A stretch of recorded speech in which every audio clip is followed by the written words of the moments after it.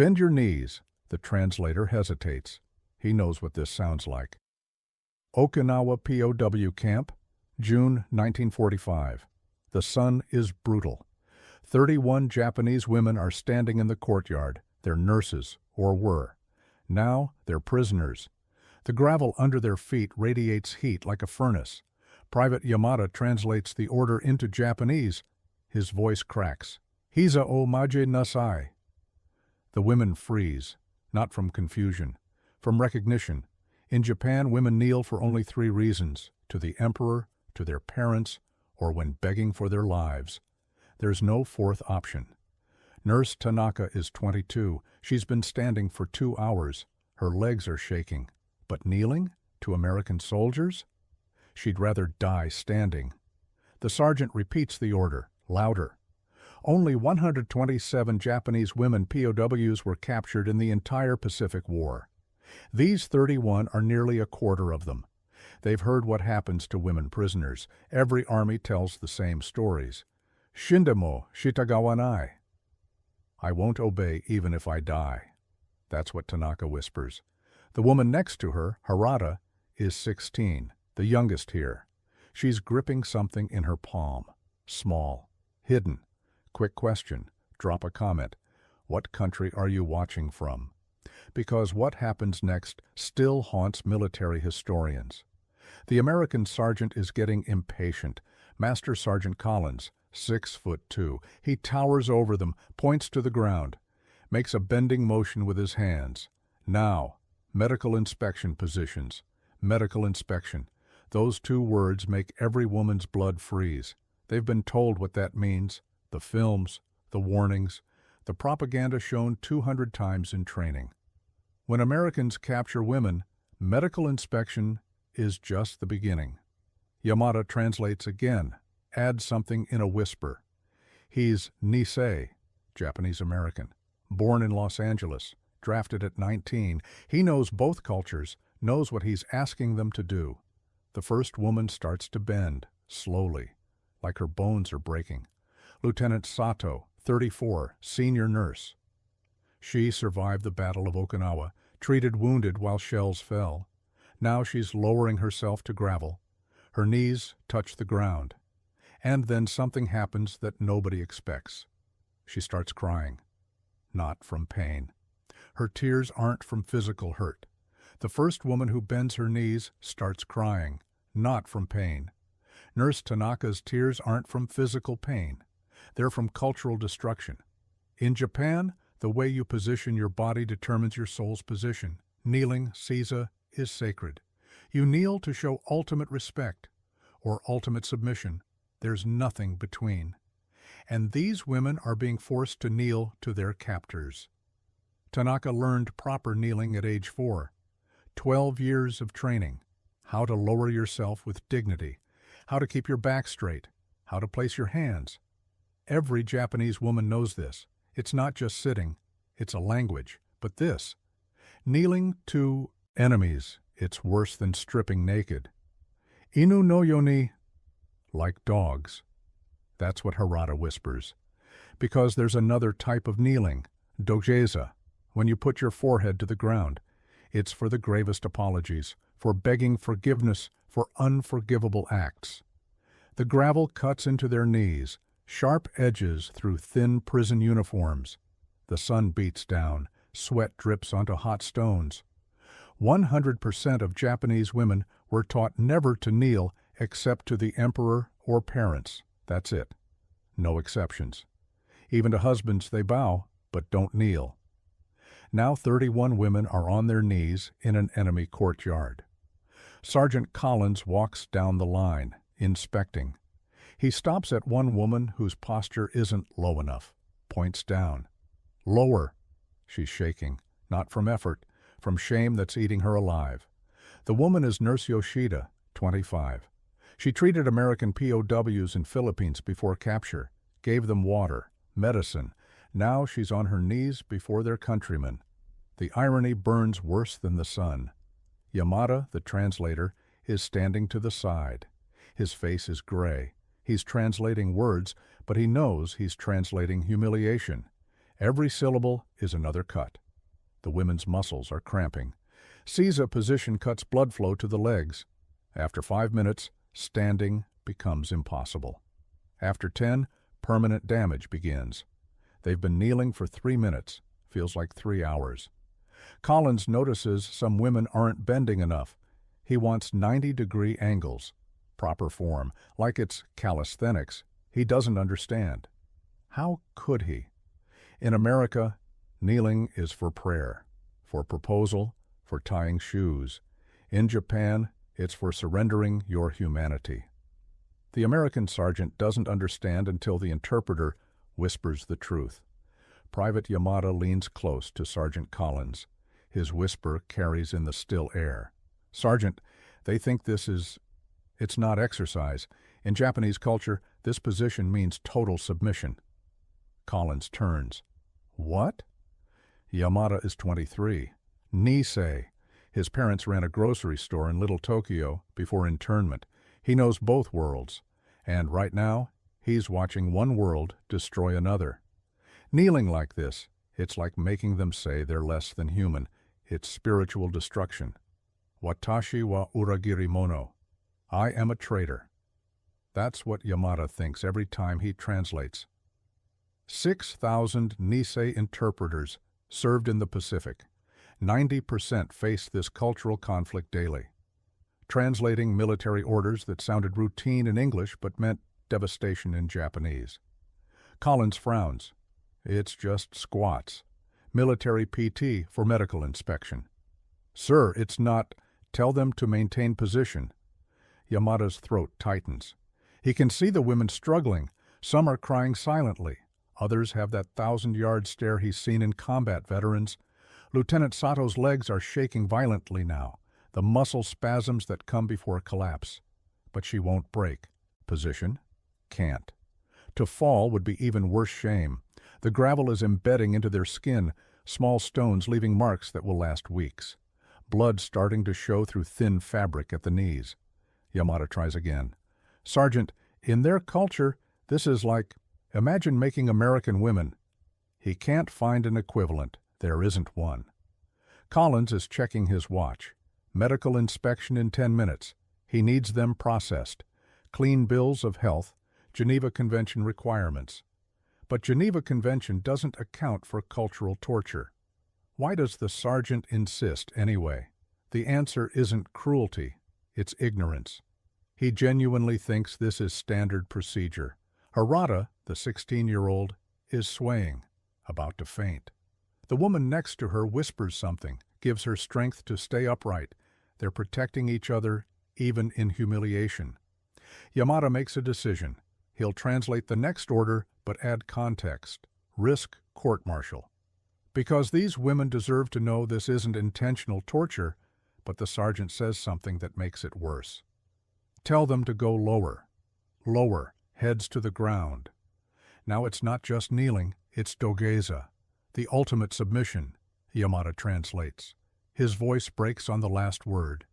He's asking them to perform the deepest form of apology in Japanese culture, the position for begging forgiveness for unforgivable acts.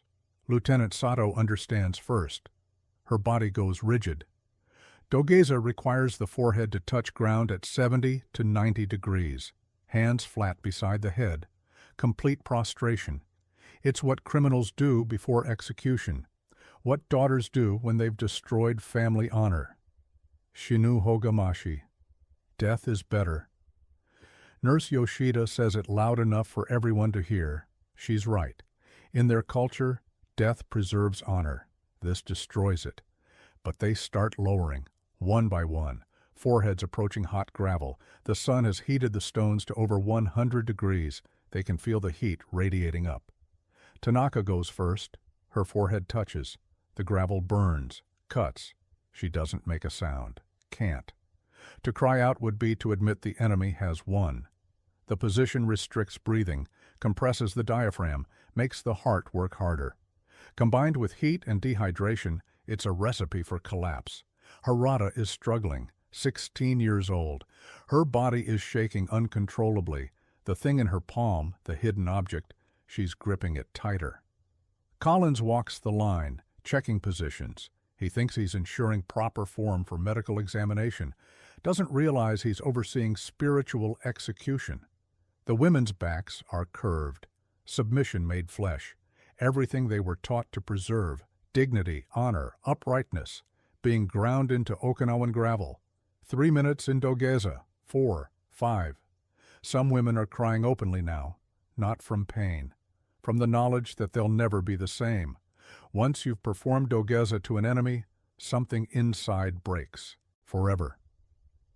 Yamada can't watch anymore. He's about to speak up, risk everything. Then something extraordinary happens. One woman refuses. She doesn't just stop. She stands straight up, tall, defiant, and she speaks. In English. "I am a medical officer." It's Lieutenant Sato. Her English is accented but clear. Pre-war training. Red Cross courses in Tokyo, 1938. She's standing while others kneel, making herself a target, but her voice is steady. This violates Geneva Convention Article 3. Collins stops walking. Turns. One woman refuses, stands straight up, speaks English. "I am a medical officer."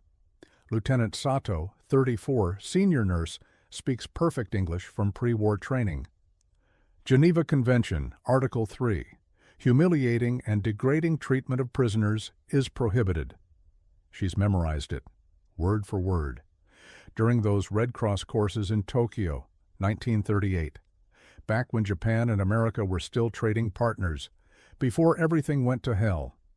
Sergeant Collins stares at her. This wasn't in his briefing. "You speak English?" "I trained with American nurses, San Francisco General Hospital, exchange program, 1937.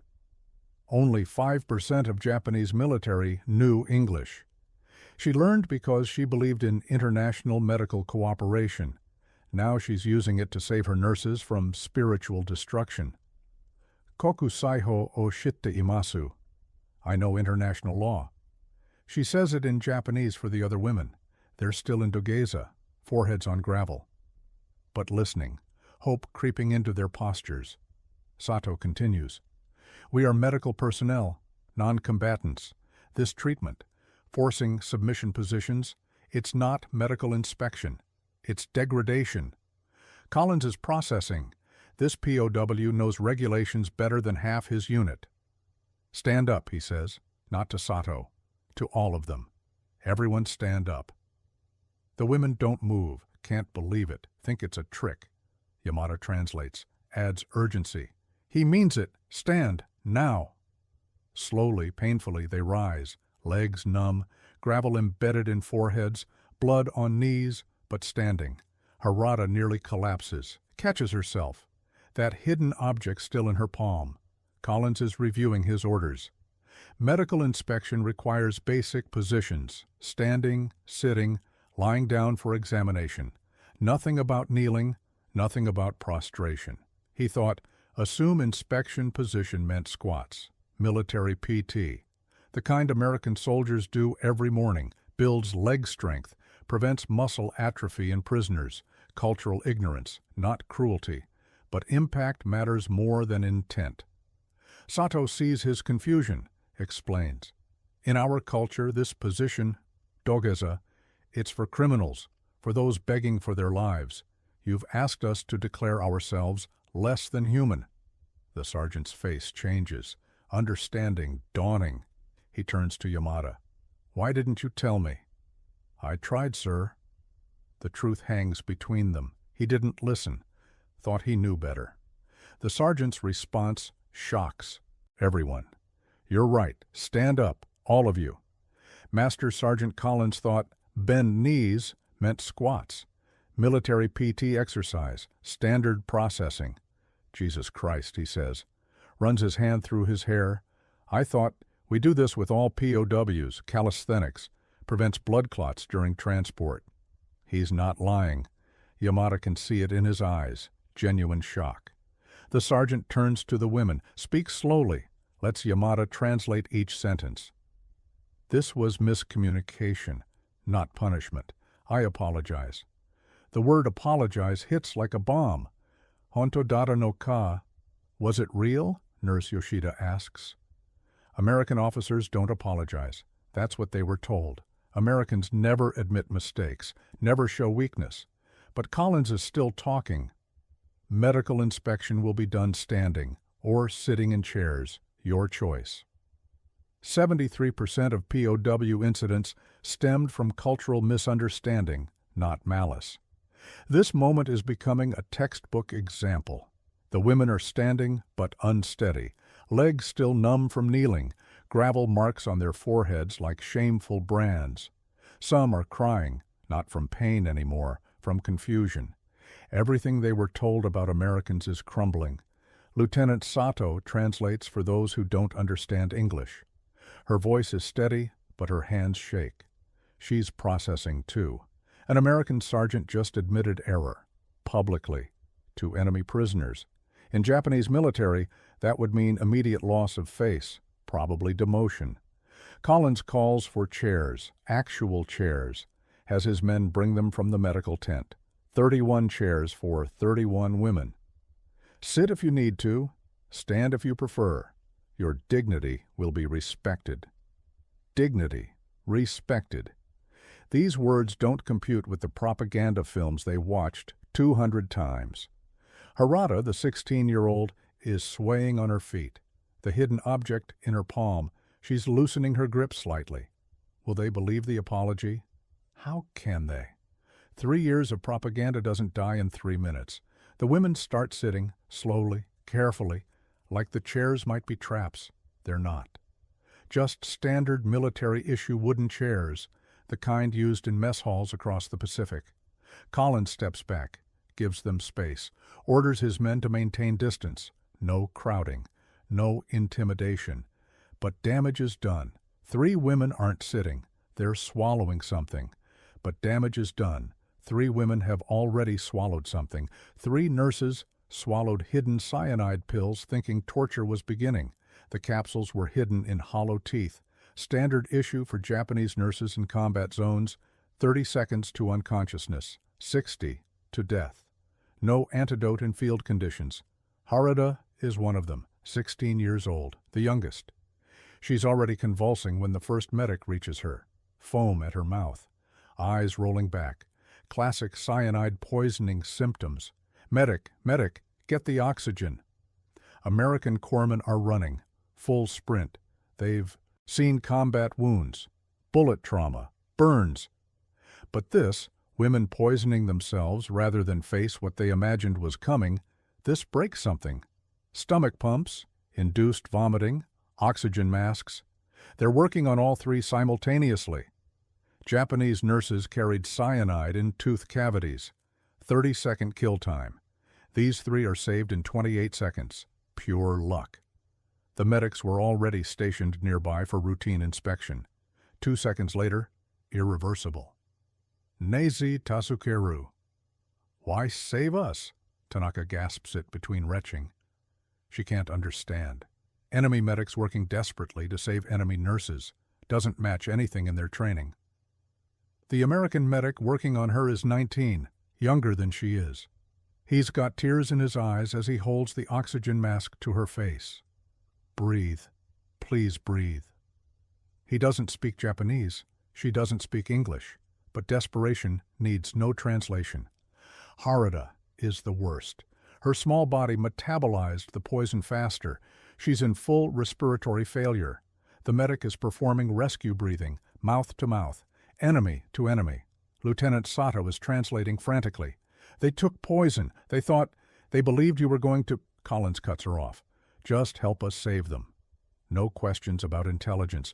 No interrogation about hidden poison. Just save them. The other 28 women are watching. Frozen. This doesn't make sense. Americans spending medical resources on enemies who just tried to commit suicide. Yoshida whispers to another nurse, "They're using our own techniques, same procedures we learned." Medicine has no nationality. The procedures are identical because human bodies fail the same way everywhere. Harada's breathing stabilizes. Barely. She's conscious, but disoriented. Keeps trying to speak. The medic leans close. Yamada translates. She's saying one phrase, over and over. The youngest nurse who took poison is only 16, and she has something to say. Nurse Harada, barely conscious, keeps repeating one phrase.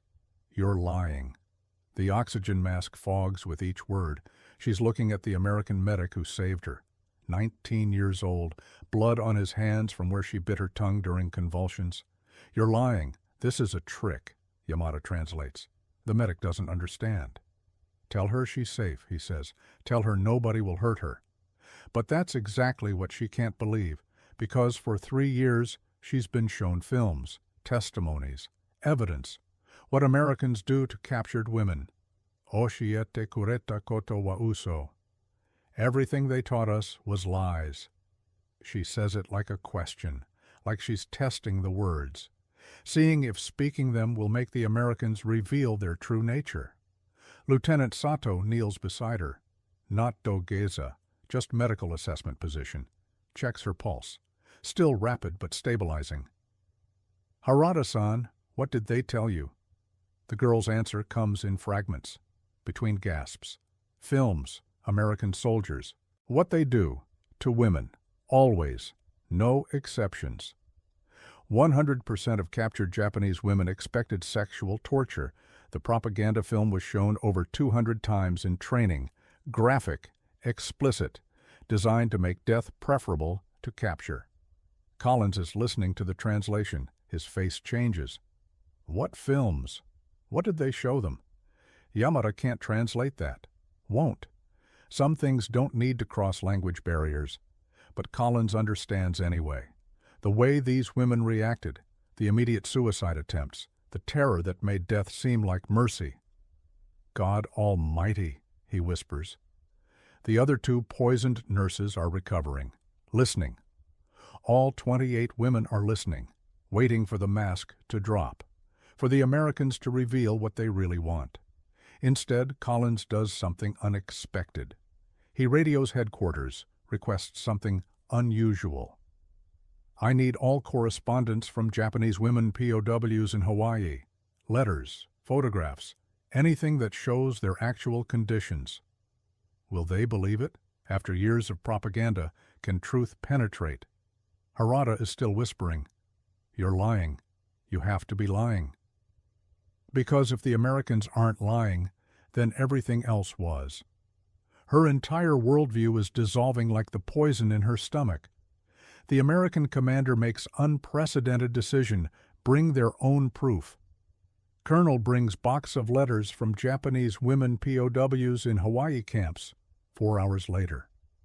The women are in the medical tent now, sitting on actual beds, bandages on their knees from gravel cuts. The 3 who took poison are stable, watching.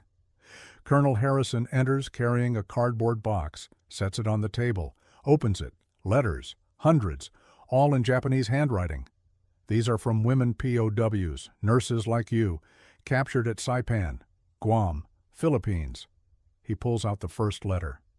Hands it to Lieutenant Sato. She recognizes the handwriting immediately. Suzuki-san, she was my training partner, Tokyo General, 1939. The letter is dated 3 weeks ago, from Hawaii. Ikite iru shiawase. Alive and well, but more than that. Suzuki describes working in camp hospitals, treating wounded, American wounded and Japanese POWs, using their medical skills, being addressed as Nurse Suzuki, not prisoner number. The women pass the letter, each reading, disbelieving.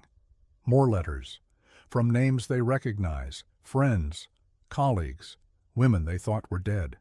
4,000 letters from Japanese POWs delivered through Red Cross. 89% mentioned good treatment shocked them. One letter includes a photograph, Japanese nurses in clean uniforms, standing with American medical staff, not kneeling, not submitting, standing as equals. Quick comment, what year are you watching this? Because these letters still exist in military archives. Harada holds a letter from another 16-year-old nurse, captured at Iwo Jima. The girl describes eating 3 meals daily, ice cream on Sundays, American. Families sending care packages. Ice cream? Harada whispers. We haven't seen ice cream in 2 years. Nurse Tanaka finds a letter from her cousin, thought dead at Leyte. The cousin describes teaching origami to American nurses, learning English, planning to study medicine in America after the war. After the war. Like there's a future. Will this change everything? Can paper proof overcome years of indoctrination?